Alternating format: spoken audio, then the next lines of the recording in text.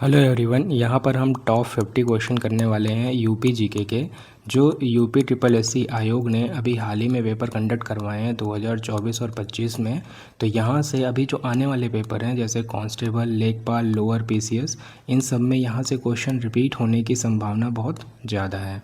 तो ये वीडियो बहुत इंपॉर्टेंट होने वाली है आपके लिए। इसके बाद मैं लास्ट 5 ईयर के भी पीवाईक्यूज़ करा दूँगा, तो इसको मिस मत करिए, इसको पूरा देखिए। और अगर लास्ट में आपको ये अच्छा लगता है कंटेंट तो इसको लाइक करिए और चैनल को सब्सक्राइब कर लीजिएगा। चलिए पहला शुरू करते हैं। उत्तर प्रदेश की राज्य पक्षी कौन सा है? सारा स्क्रीन है। सारा स्क्रीन अब नहीं पूछा जाएगा, मान लीजिए क्या पूछा जा सकता है, इसका वैज्ञानिक नाम क्या होता है? तो ग्रस एंटीगोन होता है। राष्ट्र की अगर पशु पूछ लिया जाता है तो दलदली हिरन, जिसको क्या बोलते हैं? बारह सिंघा। क्या बोलते हैं? बारह सिंघा। यहाँ पर देखिए सारी चीज़ें दे रखी हैं। राजकीय पुष्प पलाश दे रखा है, राजकीय वृक्ष अशोक दे रखा है, राजकीय खेल हॉकी दे रखा है, राजकीय चिन्ह एक वृत्त में 2 मछली, एक तीर धनुष और बीच में बहती गंगा यमुना नदियाँ। कब से ये लिया गया था? तो 1938 से ये स्वीकृत है। निम्नलिखित में से उत्तर प्रदेश में सुल्तानपुर जिले के बारे में क्या सही नहीं है? तो इसका पुराना नाम मिसापुर था। मिसापुर नहीं था, कुशभवनपुर था। क्या था? कुशभवनपुर। सुल्तानपुर जिला दक्षिण में अयोध्या अम्बेडकर नगर जिलों से घिरा है। नहीं, ये भी गलत है, ये भी गलत है। सुंदरलाल मेमोरियल हॉल यहाँ पर स्थित है, तो ये सही है। यानी ऑप्शन देखते हैं, केवल सी ऑप्शन सही है। फिर इसके बाद देखिए उत्तर प्रदेश के राज्य पुष्प का नाम क्या है? अभी आपने पढ़ा क्या है? पलाश है। निम्नलिखित में से कौन उत्तर प्रदेश का सीमावर्ती राज्य नहीं है? तो उड़ीसा नहीं है, बाकी ये भी है, ये भी है और ये भी है। ठीक। उत्तर प्रदेश का इतिहास। संयुक्त प्रांत आगरा एवं अवध की राजधानी को इलाहाबाद से कहाँ स्थानांतरित किया गया था? तो आपको पता है, लखनऊ।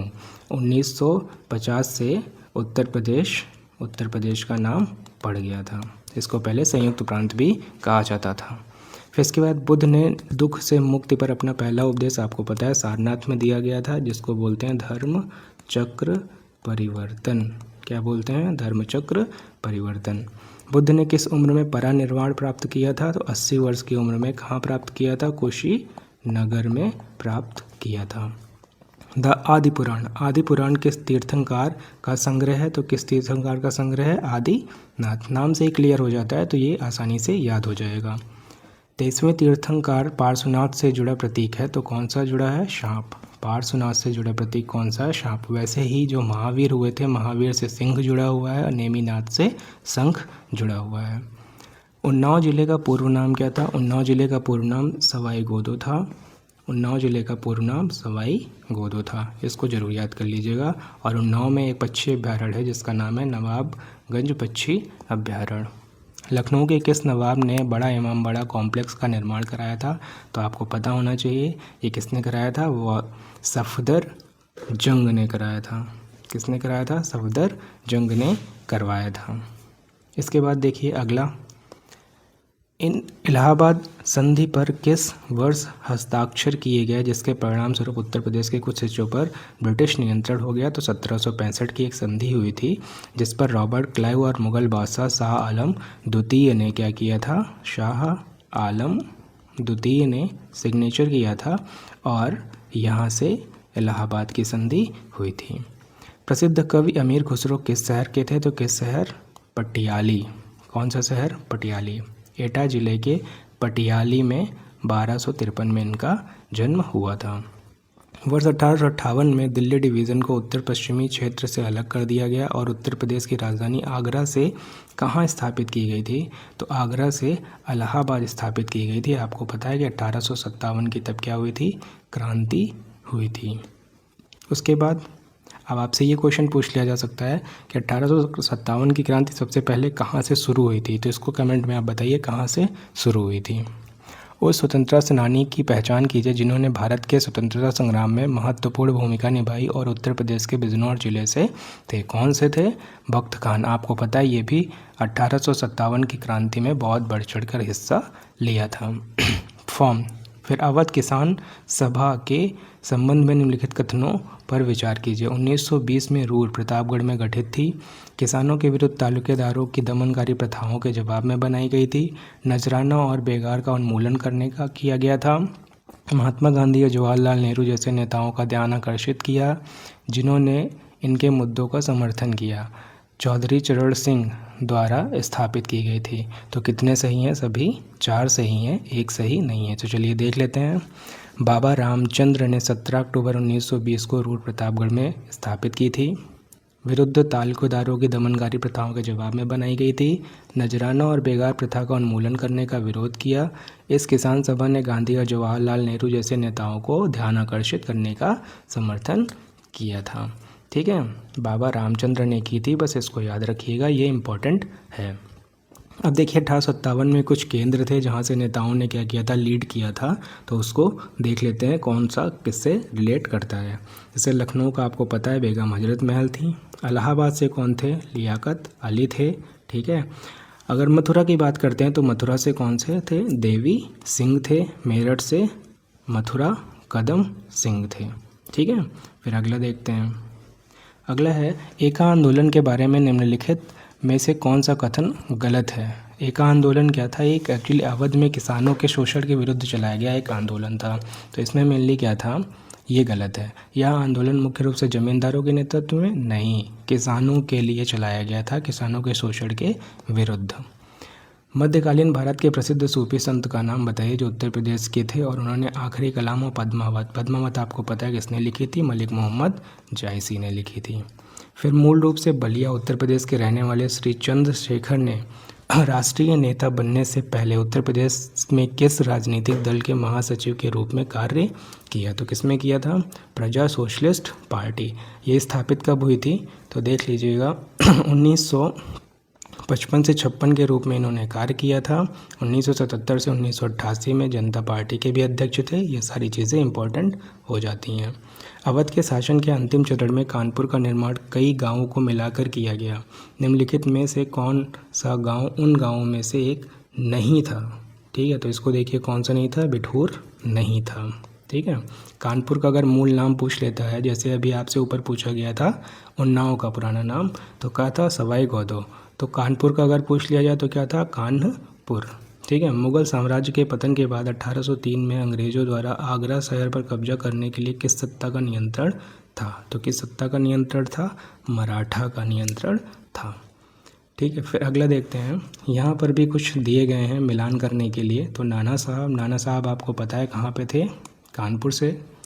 फिर उसके बाद मौलवी अहमदुल्ला शाह, ये फिरोज़ाबाद या फैज़ाबाद यहाँ पर है, फैज़ाबाद थे। खान बहादुर खान बरेली से थे और कारू भगत रानीपुर से स्वतंत्रता, यानी 1 2 3 4 ये इसका ऑप्शन हो जाएगा। अगला देखते हैं। उत्तर प्रदेश में फतेहपुर सीकरी शहर की स्थापना का श्रेय किस मुगल सम्राट को? आपको पता है अकबर ने इसको बनवाया था, स्थापित करवाया था। यहाँ पर लिखा हुआ है कब कराया था? 1571 में। निम्नलिखित में से सूरसेन महाजनपद, सूरसेन कहाँ थे? मथुरा राजधानी थी। प्राचीन कौशल साम्राज्य की राजधानी कौन सी थी? श्रावस्ती। बौद्धों के लिए प्रसिद्ध है क्योंकि यहाँ बुद्ध ने अपने सबसे ज़्यादा उपदेश भी दिए थे। निम्नलिखित में से कौन सा स्थान उत्तरी कौशल जनपद की राजधानी था? तो कौन सा था? श्रावस्ती ही था। ठीक है, वर्ष 1909 में आगरा में आयोजित उत्तर प्रदेश कांग्रेस के सामाजिक सम्मेलन की अध्यक्षता किसने की थी? तो किसने की थी? यहाँ पर पूरा डिटेल लिखा हुआ है, आप एक बार पढ़ लीजिएगा। आगरा में आयोजित उत्तर प्रदेश के कांग्रेस के सामाजिक सम्मेलन की अध्यक्षता मोतीलाल नेहरू ने की थी। और मोतीलाल नेहरू ने ही, आप ये बताइए कि नेहरू रिपोर्ट कब प्रकाशित की थी? मोतीलाल नेहरू ने नेहरू रिपोर्ट कब प्रकाशित की थी? फतेहपुर सीकरी को पहले फतहाबाद के नाम से जाना जाता था। यहाँ फतह शब्द का अर्थ जीत है। यह शब्द निम्नलिखित में से किस भाषा से लिया गया? तो कौन सी भाषा से? फारसी भाषा से। तो मैक्सिमम आप देखिएगा कोई भी वर्ड होते हैं जिनका नुक्ता लगा होता है, ठीक है, तो वो मैक्सिमम कहाँ से आते हैं? फारसी भाषा से आते हैं। इसको आप याद कर लीजिएगा, ये ट्रिक होती है। उत्तर प्रदेश के किस शहर में ऐतिहासिक स्मारक जैसे बड़ा इमामबाड़ा और छोटा इमामबाड़ा, आपको पता है कहाँ पर है? लखनऊ में है। इसके बगल में जस्ट क्या स्थापित है आपका? रूमी गेट। ये भी एक ऐतिहासिक इमारत है। परमहंस योगानंद गिरी, जिन्होंने पश्चिम को योग के ज्ञान से परिचित किया, का जन्म कहाँ हुआ था? तो कहाँ हुआ था? गोरखपुर में हुआ था। ठीक है, इसके बाद अब आप ये बताइए गोरखपुर की प्रमुख जो नदी वहाँ से बहती है उसका नाम क्या है? गोरखपुर से जो नदी बहती है उसका नाम क्या है? लखनऊ चित्रकला शैली का विकास अवध के किस नवाब के दौरान हुआ था? तो आसफुद्दौला के दौरान हुआ था। उत्तर प्रदेश में स्थित भदोही निम्नलिखित में से किस कला के लिए है? तो आपको पता है वहाँ कालीन निर्माण होता है। मिर्ज़ापुर देखिए आपने, तो कालीन भैया कहाँ से थे? मिर्ज़ापुर भदोही के पास से। फिर अगला देखिए, बहराइच जिले के बारे में निम्नलिखित कथनों पर विचार कीजिए और नीचे लिखे सही विकल्प का चयन कीजिए। जिले में बने गेहूं के डंठल से बने हस्तशिल्प उत्पादों के बहुत लोकप्रियता हासिल की है। इस क्षेत्र के शिल्पकार अनोखी कलाकृतियां बनाते हैं जिनके चित्रों का आकार गेहूं के डंठल का उपयोग करके कपड़ों के फ्रेम पर तैयार किया जाता है। इन कलाकृतियों की चमक समय के साथ बढ़ती जाती है। फिर अगला है, बहराइच देवी पाटन मेले के दक्षिणी पूर्वी भाग में स्थित है। तो पहले के दोनों सही हैं पर ये लास्ट वाला नहीं सही है। फिर इसके बाद देखते हैं क्या है, उत्तर प्रदेश में पत्थर शिल्प के लिए इस्तेमाल की जाने वाली एक लोकप्रिय सामग्री निम्नलिखित में से कौन सी है? तो कौन सी है? सभी हैं, यानी संगमरमर भी होता है, सोप स्टोन भी होता है, कटप्पा पत्थर भी होता है। इसके बाद देखते हैं, प्रसिद्ध हस्तियों और उत्तर प्रदेश में उनके जन्म स्थानों की निम्नलिखित में से कौन सी जोड़ी गलत है? तो कौन सी जोड़ी गलत है? मुजफ्फर अली कहाँ के हैं? प्रयागराज के नहीं है। ठीक, इसको याद रखिएगा। इनका स्थान कहाँ पर है? जन्म स्थान गोरखपुर। अगला, वॉल हैंगिंग कहाँ से है? गाजीपुर से है। हस्त निर्मित दरियाँ कहाँ पर होती हैं? मिर्ज़ापुर से। फिर कैची कहाँ से होती है? मेरठ। और हस्तकालीन कहाँ से होती हैं? जो भदोही से बनाई जाती हैं। उत्तर प्रदेश राज्य में मुरादाबाद जो है वो शहर पीतल के बर्तन के लिए फेमस है। फर्रुखाबाद जो है वो हाथ छपाई कला का पर्याय बन चुका है, मतलब हाथ से छपाई कला यहाँ पे बहुत फेमस है। कौन सी कला मथुरा के स्टेशलिंग की पारंपरिक कला है? तो कौन सी है? साजी कला। ये बहुत ज़्यादा पूछा गया है, ये इम्पॉर्टेंट है, बार बार पूछा भी जाता है। ब्रोकेड की प्रसिद्ध कलाकृति है, मतलब ब्रोकेड किससे रिलेटेड है? तो किससे रिलेटेड है यहाँ से? ये वाराणसी से रिलेटेड है। भोजन के समय खाद्य पदार्थों को सजाने की औपचारिक परंपरा निम्नलिखित में से कौन है? तो कौन सी है? दस्तरखान। जो ये कपड़ा बिछाते हैं उस पर पूरा प्लेटें ऐसे सजाते हैं तो इसी को बोलते हैं दस्तरखान। हिंदू पौराणिक कथाओं के अनुसार मेरठ नाम संभवतः माया राज से लिया गया है, जो असुरों के वास्तुकार माया के देश को संदर्भित करता है। माया की बेटी मंदोदरी का विवाह रामायण के निम्नलिखित में किस व्यक्ति से? सबको पता है किससे हुआ था? रावण से हुआ था। अगला देखते हैं, अकबर ने आगरा किले के बारे में कुछ फैक्ट्स दिए गए हैं। अकबर ने इसका निर्माण कार्य शुरू किया था, ठीक है। इसका निर्माण वास्तुकार अब्दुल खान की देखरेख में हुआ था, नहीं। यह यमुना नदी के तट पर है, ये सही है। ए और सी, यानी कौन सा सही हो जाएगा? ए और सी। फिर अगला देखते हैं, बुलंद दरवाज़ा के बारे में निम्नलिखित में से कौन सा कथन गलत है? कौन सा कथन गलत है? इसे पेशावर पर अकबर की जीत की याद में बनवाया गया था, नहीं, ये गलत है, ठीक है। फिर आगे देखते हैं, गुजरात विजय पर बनाया गया था, इसको ये याद रखिएगा। लखनऊ चारबाग रेलवे स्टेशन पर किस स्थापत्य शैली का उदाहरण है? तो किस स्थापत्य शैली का उदाहरण है? देखिए, लखनऊ चारबाग इंडो सौर सैनिक स्थापत्य शैली का उदाहरण है, इंडो सौर सैनिक। अगला देखते हैं, प्रसिद्ध बरुआ सागर क्या? ये फिल इन द ब्लैंक से देखिए, इसमें क्या होगा? राजा उदित सिंह प्रसिद्ध बलुआ सागर जो था इसका निर्माण कराया था। उत्तर प्रदेश में यूनेस्को विश्व धरोहर स्थलों की पहचान कीजिए। तो कौन कौन से हैं आपको पता है? इसमें से कोई भी नहीं, मतलब मिसमैच हो रहा है, तो ये यहाँ से क्वेश्चन डिलीट कर दिया गया था। जो है भी वो यहाँ पे लिखे हैं, आगरा किला है, फतेहपुर सीकरी है, ताजमहल है, ये उत्तर प्रदेश के यूनेस्को साइट्स में शामिल किए गए हैं। निम्नलिखित में से कौन सा जोड़ा सही नहीं है? तो कौन सा जोड़ा सही नहीं है इसको आप एक बार पूरा देख लीजिए। मेहताब बाग आगरा में है, कहाँ पर है? आगरा में है, ठीक है, यानी कौन सा? पहला ही गलत हो जाएगा, बाकी सब सही हैं। लखनऊ में स्थित रूमी दरवाज़ा की ऊंचाई कितनी है? अभी ऊपर मैंने आपको बताया था कितनी है, 60 फीट है। फिर इसके बाद देवगढ़ में स्थित गुप्त काल का दशावतार मंदिर जो भगवान विष्णु को समर्पित है, अपनी वास्तुकला शैली के लिए उत्तर भारत में सबसे प्राचीन ज्ञात है। किसके लिए है? पंचायतन। पंचायतन में क्या होता है? एक मुख्य देव होते हैं, इनके 4 इधर अलग अलग देव रखे रहते हैं, इसको बोलते हैं पंचायतन शैली। अगला देखते हैं, उत्तर प्रदेश का कौन सा जिला दशहरा के दौरान एक अद्वितीय सांस्कृतिक जुलूस नकटैया के लिए प्रसिद्ध है? कौन सा है? वाराणसी। फिर उत्तर प्रदेश के आगरा के पास नवंबर में आयोजित होने वाले वार्षिक उत्सव बटेश्वर मेला जो होता है वो एक्चुअली किसके लिए होता है? तो पशु मेला के लिए होता है। यहाँ पर बिक्री वस्तु विनिमय पशु मेला भी इसको बोलते हैं।